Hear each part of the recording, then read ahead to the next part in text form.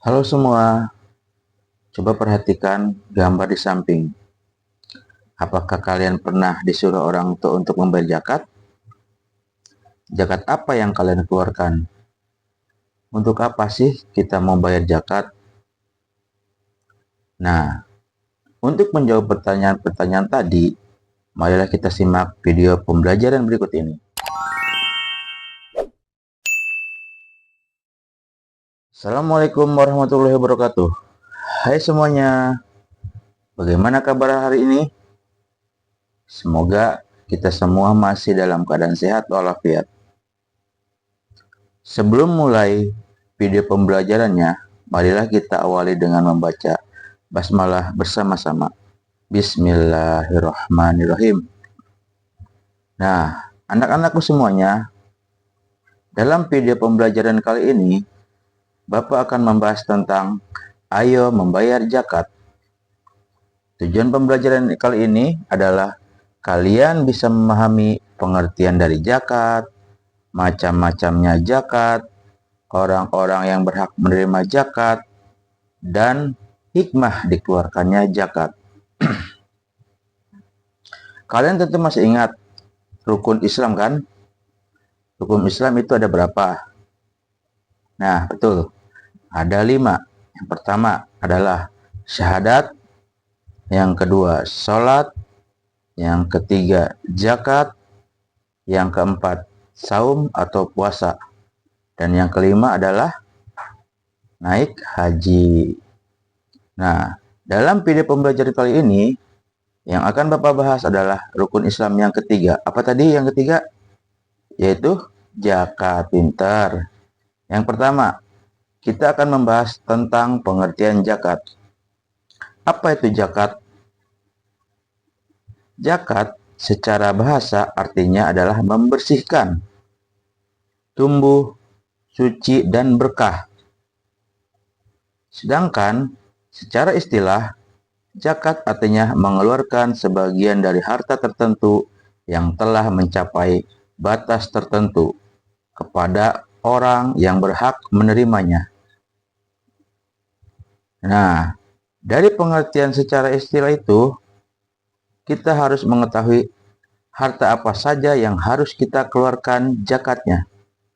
Kemudian, berapa jumlah minimal batas yang harus kita miliki dari harta tersebut untuk kita keluarkan zakatnya. Dan siapa sajakah orang yang berhak menerimanya. Sebelum membahas hal tersebut, kita akan membahas terlebih dahulu tentang hukum zakat. Apa sih hukumnya zakat itu? Kita akan melihat ayat berikut ini. Bismillahirrahmanirrahim. Dan dirikanlah sholat, tunaikanlah zakat, dan rukulah beserta orang-orang yang ruku. Quran Surat Al-Baqarah ayat 43. Dari ayat tersebut, kita bisa mengetahui bahwa zakat itu hukumnya adalah wajib bagi setiap muslim yang sudah memenuhi syarat wajibnya. Kata zakat disandingkan dengan kata sholat sebanyak 82 kali dalam Al-Quran. Nah, itulah hukum dari zakat. Penjelasan yang selanjutnya adalah tentang macam-macam zakat. Ada berapa sih macam-macam zakat? Zakat itu ada 2 macam.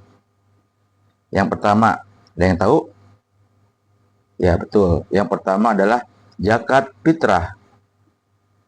Yang kedua adalah zakat mal. Betul ya. Kita akan membahasnya satu persatu. Yang pertama dulu, kita akan bahas adalah zakat fitrah. Apa itu zakat fitrah? Ya, zakat fitrah adalah zakat yang wajib dikeluarkan oleh setiap muslim yang mampu. Artinya, orang tersebut memiliki makanan atau harta yang cukup untuk merayakan hari raya Idul Fitri. Kemudian, zakat fitrah adalah mengeluarkan beras atau makanan pokok lainnya sebesar 2,5 kg atau 3,5 liter tiap orangnya. Setiap orang ya, bukan satu keluarga, setiap orangnya. Kemudian, waktu mengeluarkan zakat fitrah itu bisa dilaksanakan mulai tanggal 1 Ramadan sampai menjelang Hari Raya Idul Fitri. Tapi, waktu yang lebih afdol untuk mengeluarkan zakat fitrah adalah menjelang Hari Raya Idul Fitri. Zakat fitrah dikeluarkan agar orang yang tidak mampu dapat bergembira pada hari raya. Jadi kita sama-sama bergembira, sama-sama senang di hari raya itu. Kemudian yang selanjutnya, siapa sajakah orang yang wajib untuk mengeluarkan zakat fitrah ini? Syarat-syaratnya adalah yang pertama, orang tersebut harus beragama Islam, baik laki-laki maupun perempuan, baik sejak usia bayi, anak-anak, atau lanjut usia. Yang penting dia beragama Islam. Maka itu wajib mengeluarkan zakat fitrah. Bagaimana kalau orang non-muslim zakat fitrah? Tidak bisa, karena syarat wajibnya adalah umat Islam. Kemudian, yang kedua, ia memiliki penghasilan yang cukup untuk kebutuhan sehari-hari. Zakat fitrah untuk anak-anak menjadi tanggungan dari orang tua mereka. Kemudian yang ketiga, orang itu masih hidup sampai akhir Ramadan. Nah, jika kalian sudah memenuhi syarat-syarat ini, maka berarti kalian wajib mengeluarkan zakat fitrah. Itu tadi pengertian zakat fitrah dan syarat wajibnya. Kemudian yang selanjutnya, kita akan membahas tentang zakat mal. Yang pertama kita akan bahas adalah tentang pengertian dari zakat mal. Apa itu zakat mal? Zakat mal artinya adalah mengeluarkan sebagian harta kekayaan tertentu yang dimilikinya apabila telah mencapai nisabnya. Apa sih itu nisab? Nisab adalah jumlah batas minimal kepemilikan harta tertentu dalam 1 tahun. Untuk lebih jelasnya, mari kita lihat tabel berikut ini. Nah, ini adalah beberapa jenis harta yang harus dikeluarkan jika kalian sudah memilikinya, melebihi batas nisabnya. Ada emas, perak, uang simpanan, perdagangan, penghasilan dari hasil bekerja. Kemudian, pertanian, contohnya beras, palawija, dan lain sebagainya. Kemudian, kambing, sapi, atau kerbau. Kemudian barang temuan. Nah, kalau misalkan kalian menemukan barang, ya contoh, kalian menemukan emas atau perhiasan. Di sampingnya ada nisabnya. Jadi, jika kalian misalkan memiliki emas sebanyak 85 gram dalam waktu 1 tahun, nih ya, contohnya gini, kalau kalian punya emas 85 gram dalam waktu 1 tahun tidak berkurang, maka kalian harus mengeluarkan kadar zakatnya sebesar 2,5% dari harta yang kalian miliki. Selanjutnya adalah muzaki. Muzaki ini adalah orang yang mengeluarkan zakat. Jadi, jika kalian muslim, maka kalian wajib mengeluarkan zakat sebesar 2,5% tadi. Contoh yang kedua adalah perak. Misalkan kalian sudah memiliki sebanyak 595 gram perak dalam waktu 1 tahun, maka kalian harus mengeluarkan kadar zakatnya sebanyak 2,5% dari harta yang kalian miliki. Yang ketiga contohnya lagi nih, uang simpanan. Jika kalian memiliki uang simpanan setara dengan harga emas 85 gram dalam waktu 1 tahun, maka kalian harus mengeluarkan zakat sebanyak 2,5%. Nah, jadi itu maksudnya adalah jenis-jenis harta dan nisabnya. Nah, lihat kan tabelnya. Zakat mal dikeluarkan itu untuk membersihkan harta yang dimiliki. Pengertian zakat mal sendiri adalah harta, sehingga zakat mal memang dikeluarkan untuk membersihkan harta yang dimiliki oleh kita. Itulah anak-anakku pengertian dari zakat mal. Kemudian, apa saja sih syarat wajib zakat mal? Yang pertama, pemilik harta adalah orang Islam. Ingat, orang Islam ya. Berarti, kalau bukan orang Islam, tidak perlu mengeluarkan zakat mal. Kemudian yang kedua, pemilik harta telah balik dan berakal. Jika masih anak-anak dan belum balik, berarti belum wajib mengeluarkan zakat mal. Yang ketiga, harta tersebut termasuk dari jenis harta yang wajib dizakati. Ya, tadi kan sudah dibahas beberapa jenis harta yang wajib dizakati ya. Jadi kalian memiliki harta di luar jenis-jenis harta tadi tidak termasuk dari zakat yang diwajibkan. Kemudian yang keempat, harta tersebut telah mencapai 1 tahun. Tadi kita sudah melihat di tabel tentang waktu mengeluarkan zakat. Jika zakat pertanian itu dikeluarkan ketika panen, sedangkan zakat dari barang temuan itu dikeluarkan ketika kita menemukan barangnya. Tapi secara umum, harta yang wajib dikeluarkan zakatnya itu telah mencapai 1 tahun. Kemudian yang kelima, harta tersebut adalah milik sendiri, bukan milik orang lain. Itu adalah syarat wajib dari zakat mal. Kalau kalian sudah memiliki syarat-syarat ini, maka kalian sudah wajib mengeluarkan zakat mal. Nah, itulah anak-anakku macam-macam dari zakat. Pembahasan yang selanjutnya adalah tentang orang-orang yang berhak menerima zakat atau mustahik. Siapa saja sih orang-orang yang berhak menerima zakat? Mari kita lihat ayat berikut ini. Bismillahirrahmanirrahim.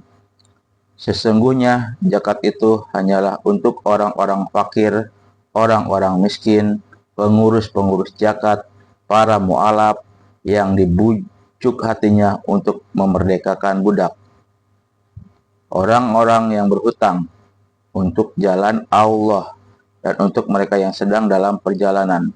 Surat At-Taubah ayat 60. Nah, anak-anakku, dari ayat tersebut kita bisa mengetahui bahwa ada 8 golongan orang yang berhak menerima zakat. Yang pertama adalah golongan fakir. Fakir adalah orang yang amat sangat sengsara hidupnya. Dia tidak mempunyai tenaga dan juga pekerjaan, serta harta untuk memenuhi kebutuhan hidupnya. Orang seperti ini berhak menerima zakat. Ya. Yang kedua, golongan miskin, yaitu orang yang tidak bisa mencukupi kebutuhan sehari-harinya, meskipun dia memiliki penghasilan atau pekerjaan. Antara fakir dan miskin itu berbeda ya. Fakir itu adalah orang yang sama sekali tidak punya apa-apa, tenaga tidak punya, pekerjaan tidak punya, harta pun tidak punya. Sedangkan miskin, dia punya tenaga, dia kuat untuk bekerja, tapi tidak cukup tidak cukup untuk keperluan sehari-hari. Kemudian yang ketiga adalah golongan pengurus zakat atau amilin, yaitu orang-orang yang diberi tugas untuk mengumpulkan dan membagikan zakat. Yang keempat adalah mu'alaf. Apa itu mu'alaf? Mu'alaf atau yang bisa kita sebut adalah orang yang baru masuk Islam. Tapi bisa saja orang yang bukan Islam atau non-Islam, tapi dia berkeinginan untuk masuk Islam. Dan untuk masuk Islam, dia memerlukan biaya. Maka orang tersebut berhak menerima zakat. Tuh. Yang kelima adalah budak atau hamba sahaya, yaitu budak yang harus dimerdekakan. Nah, zakat ini bisa dipergunakan untuk memerdekakan hamba sahaya. Nah, tapi untuk saat ini hamba sahaya udah tidak ada lagi, ya. Yang keenam adalah golongan orang yang berhutang, yaitu orang yang berhutang karena untuk kepentingan yang bukan untuk maksiat dan tidak sanggup untuk membayarnya. Jadi orang yang berhutang ini diberikan zakat untuk memelihara persatuan umat Islam. Golongan yang ketujuh adalah orang yang berjuang di jalan Allah atau disebut fisabilillah, yaitu orang yang berjuang untuk keperluan pertahanan Islam di zaman Nabi Muhammad SAW. Fisabilillah ini mencakup kepentingan-kepentingan umum seperti mendirikan masjid, musola, sekolah atau madrasah, rumah sakit, dan sebagainya, serta orang-orang yang bekerja di dalamnya dan berjuang di jalan Allah. Itu juga termasuk fisabilillah. Kemudian yang terakhir, yang kedelapan ya, orang yang sedang dalam perjalanan atau disebut dengan Ibnu Sabil. Ini juga termasuk yang sedang menuntut ilmu, namun kesulitan dalam biaya. Contoh, kalau misalkan kalian mau pesantren, tapi tidak punya biaya, itu bisa berhak menerima zakat. Nah, itulah anakku 8 golongan orang yang berhak menerima zakat atau mustahik. Jadi, jika ada 8 golongan ini di sekitar kita, maka kita bisa mengeluarkan zakat kepada golongan tersebut. Pembahasan yang terakhir.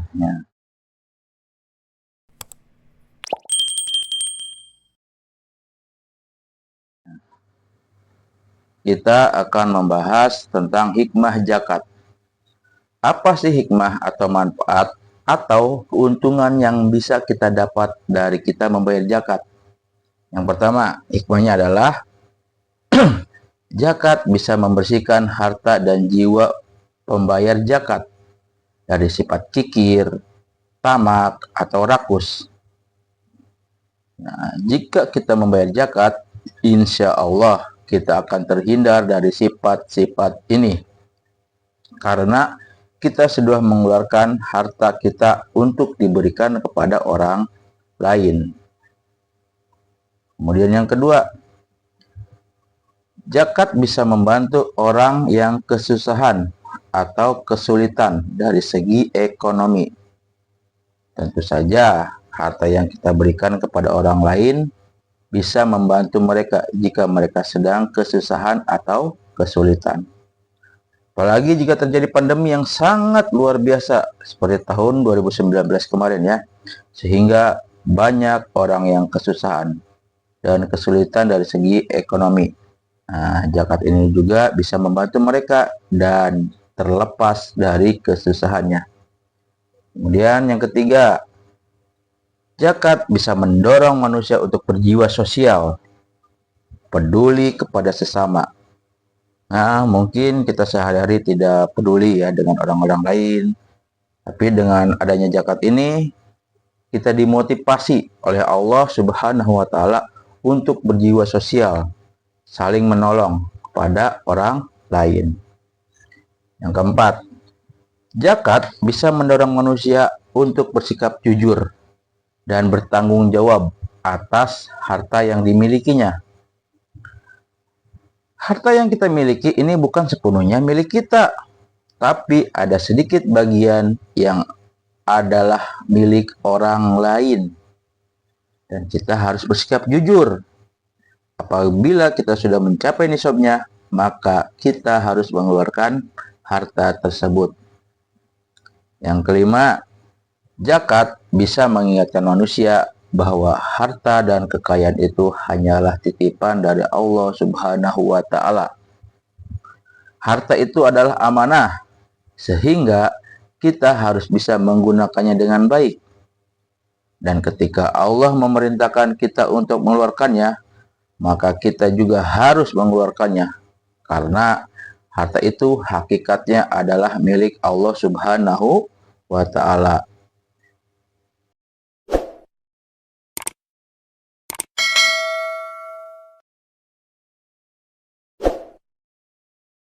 Nah, itulah anak-anakku beberapa hikmah yang bisa kita ambil dari kita membayar zakat. Oke, anak-anakku sekalian, itu saja video pembelajaran zakat. Semoga kalian bisa memahami makna zakat, kemudian macam-macam zakat, mengetahui juga siapa saja orang yang berhak menerima zakat, dan hikmah yang dikeluarkan dari zakat tersebut.